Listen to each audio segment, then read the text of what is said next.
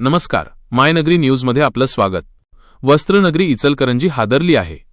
इचलकरंजी शहरालगत असलेल्या हातकणंगले येथील लक्ष्मी इंडस्ट्रीजमध्ये आगीचा भीषण भडका उडाला असून यामध्ये 4 कामगार गंभीर जखमी झाले आहेत।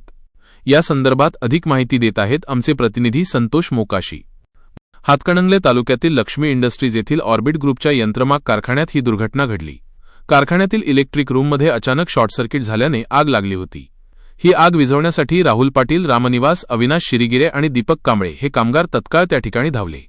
सुरुवातीला आग आटोक्यात आली असं वाटत असतानाच इलेक्ट्रिक रूममध्ये सांडलेल्या ऑइलमुळे आगीने अचानक रौद्ररूप धारण केलं। या भीषण भडक्यात 4ही कामगार गंभीररित्या भाजले असून कारखान्यात एकच खळबळ उडाली।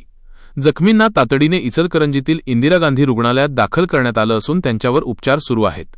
दरम्यान या घटनेमुळे कारखान्यातील सुरक्षेच्या उपाययोजनांबाबत आता मोठे प्रश्नचिन्ह उपस्थित होत आहे।